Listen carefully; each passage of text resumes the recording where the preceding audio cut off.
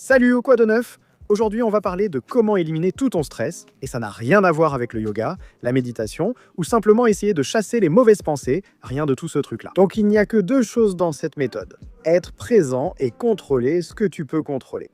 C'est tout. Être présent, ça veut dire vivre dans l'instant présent. Ça veut dire que je suis vraiment ici, là où je me trouve en ce moment. Je ne m'inquiète pas du passé. Je ne m'inquiète pas du futur. Tant de gens aujourd'hui ne vivent pas dans le présent.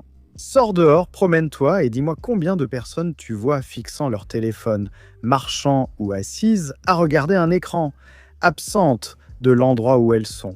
Ils sont dans un autre monde. Ils sont dans le monde de Facebook, le monde d'Instagram, le monde de TikTok. Si tu regardes n'importe quelle salle de classe de lycée, je te garantis que les élèves y sont juste sur leur téléphone et qu'ils ne sont pas présents. Ils n'apprennent pas. Et donc avec toute cette technologie de nos jours, c'est plus facile que jamais de ne pas être présent.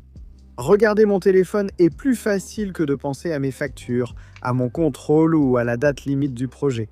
C'est tout simplement plus facile. Mais de toute façon, être présent, c'est plus que simplement ne pas regarder son téléphone. Tu peux être à la maison, mais tu es avec ton épouse et tes enfants et tu penses au travail, tu penses à ce client ou tu penses à l'échéance du projet. Tu n'es pas vraiment là. Tu es présent physiquement, mais absent mentalement.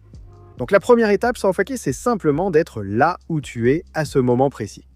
Ça paraît vraiment cliché et ça laisse, mais ce n'est pas grave, d'accord? Quand tu arrives au travail le matin, tu es là pour travailler. Tu n'es pas là pour socialiser. Tu n'es pas là pour envoyer des messages à ta famille. Tu n'es là que pour travailler. Tu vas maximiser toute ton efficacité simplement en étant en mode travail. Toutes ces échéances folles que tu dois respecter, tu vas les atteindre comme par magie parce que 8 heures, c'est beaucoup de temps. 40 heures par semaine, c'est beaucoup de temps. Il s'agit surtout de maximiser l'efficacité et de vivre dans l'instant présent. Après le travail, tu rentres chez toi, tu laisses le travail au travail. Ce sera un des défis les plus difficiles pour beaucoup, mais tu laisses le travail au travail. C'est pourquoi, en 2020, avec le Covid et le télétravail, beaucoup de frontières se sont brouillées, rendant difficile la distinction pour les gens. Travail-maison, je suis toujours au travail, mais je suis toujours chez moi. Où suis-je? Peu importe si tu travailles chez toi. Une fois le travail fini, c'est terminé. Cesse de prendre des appels, de répondre aux emails et de t'inquiéter pour tout ça. Sois avec ta famille, tes enfants, sois présent, d'accord.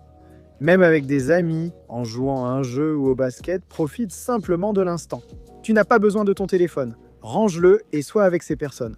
Cela m'amène à la deuxième étape. Contrôler ce que tu peux contrôler. Et en réalité, quand tu regardes ces étapes, c'est toujours la même chose. Tout tourne autour du fait d'être présent, parce que si tu es vraiment présent, tu contrôles ce que tu peux contrôler. Toute cette idée part du principe qu'il y a énormément de choses qui t'affectent dans la vie. Il y a les factures, la famille, le travail, l'école, les proches, les membres de la famille, les voisins, et il y a toutes sortes de choses. Et toutes ces choses peuvent te stresser. Cependant, parmi toutes ces choses, il y a un tout petit cercle d'éléments que tu peux réellement contrôler. Donc, si on prend un exemple classique à l'école et que tu as un examen final qui approche, il y a tout un tas de choses qui peuvent t'affecter. Tous tes amis et tes colocataires y font la fête. Il y a énormément de matières que ton professeur a couvertes et tu as l'impression que c'est beaucoup trop. L'examen final arrive dans une semaine et peut-être que tu as procrastiné. Toutes ces choses n'ont pas d'importance parce qu'au final, qu'est-ce que tu peux contrôler? Tu peux étudier. Et à part ça, il n'y a pas grand-chose d'autre que tu puisses contrôler. Alors, au lieu de passer tout ce temps et cette énergie à t'inquiéter, consacre-les simplement à faire le travail. Dans mon domaine de la vente, beaucoup de gens surestiment le temps qu'ils pensent travailler.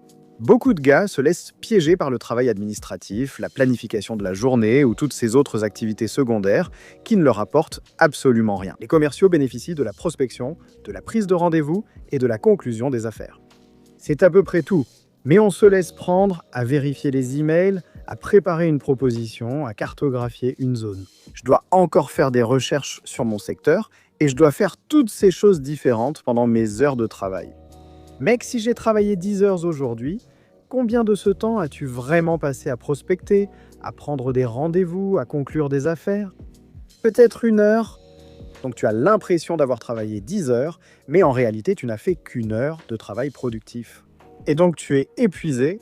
L'épuisement est réel parce que tu as dépensé tellement d'énergie mentale sur d'autres tâches.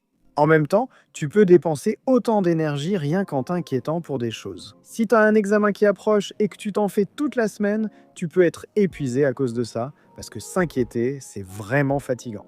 Donc, si on peut simplement transférer toute cette énergie mentale de l'inquiétude vers l'action, en travaillant vraiment, en étudiant, en travaillant, en lisant, en écoutant, en passant du temps avec la famille, si on peut transformer cette inquiétude en travail, on s'en sortira tellement mieux.